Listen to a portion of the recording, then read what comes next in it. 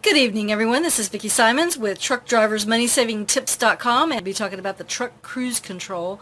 And if you want to reference that, I will be putting in the URL after the broadcast is over. Okay, I need to back up and explain to you that my husband, Mike, and I, on a professional level, have only ever been company drivers. We have never been owner-operators or independent drivers, so all of the experience that we have professionally is as company drivers who have driven trucks that have been company owned. We have never had our own rigs, but we have had the opportunity to be able to use quite a number of different types of trucks. I have only ever driven professionally in a Freightliner, different models of Freightliner trucks. My husband has had a much better variety of trucks to drive, and different models and makes, and he has a great deal more experience in that than I do. It's just one of those things where I'm sure you realize as a professional driver that you come to know what your rig does and how it performs the best, and there are certain tweaks that your company may or may not do, or that you may or may not do when you're in the shop. And before I get started talking about the truck cruise control, I know that for a period of time my husband was driving for a company that liked to play with the settings inside the engine. And basically the manufacturer found out about these tweaks that the company was doing in their shop, and it ended up actually causing more damage than doing something good. So anyway, when the manufacturer found out about it, and because of the tweaks that were happening, the trucks were having to go in for servicing more often, and it was just a bad situation. Anyway, the manufacturer said, look, if you keep doing this, we're going to void the warranty, and basically you're going to be out of luck. So that being said, be aware that your truck has been designed, the newer modern trucks have been designed to get really good fuel mileage. When Mike and I were driving for Swift, our first company, we were keeping up with our fuel mileage, and we were lucky, to be honest with you, if we could get 7 miles to the gallon. I think most of the time we were hanging right around 5.5 or 6 miles a gallon, which is pitiful. But you got to understand too that we were traveling coast to coast, and some of the places that we were in were very hilly. But we had the truck cruise control from the first vehicle that we ever had. So I'm going to be talking about that tonight. But just be aware that modern trucks are designed to get much better fuel mileage, and if you can work with your truck in order to get better fuel mileage, that's better. Another page on our website, and we've got over 1,400 of them, that you may want to reference is the truck fuel economy page. But tonight I'm going to be keeping my remarks to the truck cruise control. So obviously you know that a truck cruise control is designed, it is a mechanism or a device on your truck to keep the speed constant as much as possible, and it works the best when you're on flat or even slightly hilly terrain. It can be used when you're in the mountainous areas, but you'll need to be able to learn how to best set that so that you can get your truck to work very well in those settings. If you try to use a cruise control going uphill, your truck may actually disengage, and you may have to downshift to go to a lower gear in order to be able to get your truck to go better, okay, to go the same speed, or not same speed, but to keep that momentum going. Your truck, obviously, if it's very heavy and you're climbing up a hill, your truck's going to go slower, so it doesn't matter what you've got that set on, you're going to have to deal with that. But the speed control is designed to be used also on roads that are not heavily traveled, or in other words, where the traffic is fairly light. Do not under any circumstances attempt to use this in a congested area or somewhere where you could potentially be involved in an accident. Okay. Also, my husband talked about how he learned a tip about better pulling power in certain types of trucks when the weight is fairly even between the drive axles and the trailer tandems, and that's another tip in and of itself. So consider, when you're moving your tandems, try to get that weight fairly even between the drive axles and the trailer tandems, but that kind of pulling power may work better whether or not the truck cruise control is engaged. Okay, when my husband and I first started driving commercial motor vehicles, all of the controls for the cruise control were on the dash. In later model vehicles, that cruise control, all that stuff was moved to the steering wheel. Okay, in our opinion, it helped keep the drivers more focused on what they were doing so their hands weren't wandering off the steering wheel somewhere on the dash. However, it was the case that the more that we got to know our trucks, it was almost automatic. When you reach, you could be able to tell where that cruise control switch was. Okay, pros and cons of using a cruise control, or the advantages and disadvantages. I'll talk about one of them. When Mike served as a driver trainer for a brief period of time, and one of the co-drivers, a student driver, absolutely refused to use the cruise control and to allow the engine to work more efficiently. He claimed that if he used it, he was more likely to fall asleep. Okay, well, if that was the case, okay, then basically he probably needed to have better sleep. It wasn't the case that he would actually fall asleep. But the thing is, he liked to work that fuel pedal, as my husband would say. He worked the fuel pedal. Okay, so just be aware that if that is something that, if using the cruise control causes you to fall asleep or whatever, then by all means, don't do it. Okay, just know what your habits are and be able to work with yourself. Okay, some of the advantages of using a cruise control include improved driver comfort, reducing fatigue, reducing accelerator leg pain, and some drivers may have some sort of something with their knees or the lower part of their leg being in pain if they're continually pressing down on the accelerator.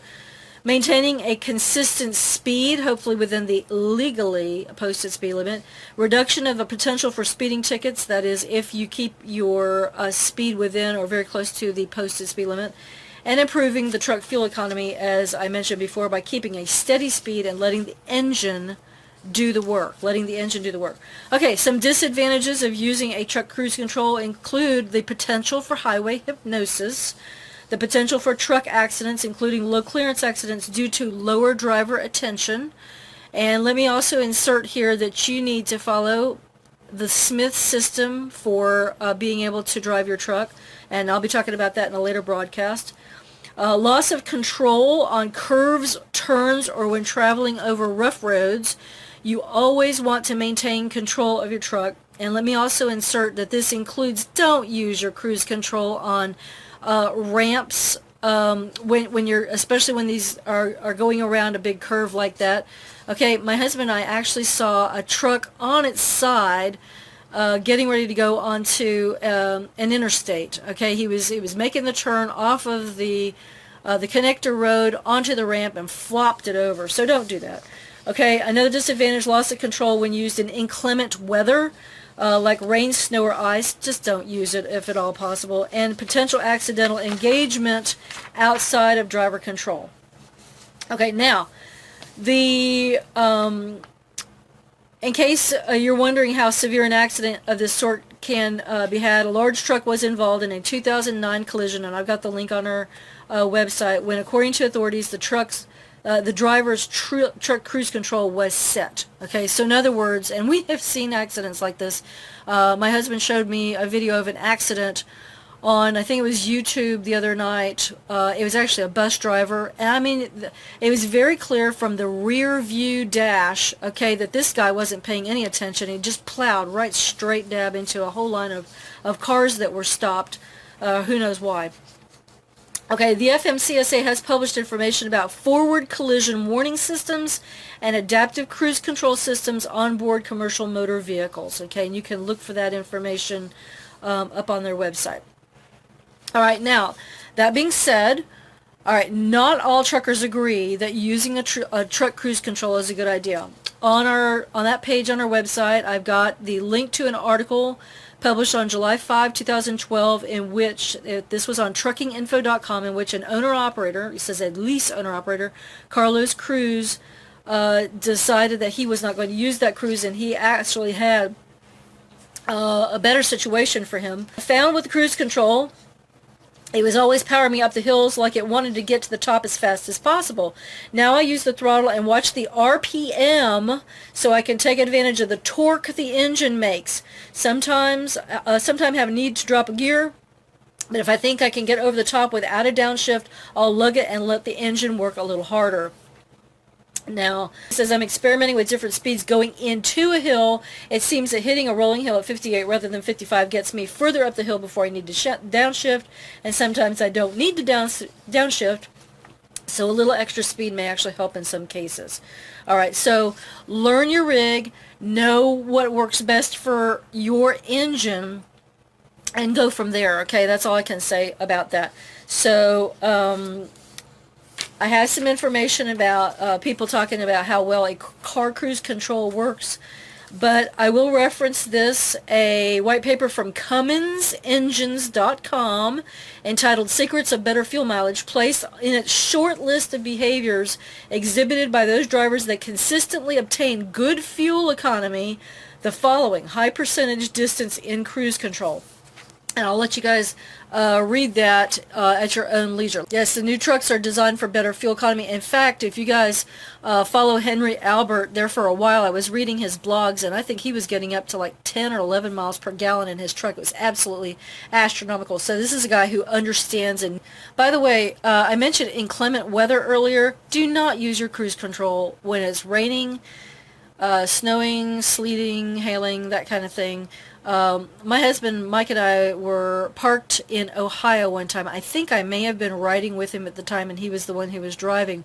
But the thing about it is we saw, let's just say it was an independent contractor with a large national company, and he absolutely was screaming down the road, and it's hailing outside, and I'm thinking to myself, mister, you're an accident looking for a place to happen. So I don't know whether he was using his cruise control or not, but that's one of the reasons why you want to pay attention, so be careful. Okay, that being said, I would encourage you, as I wrap up tonight,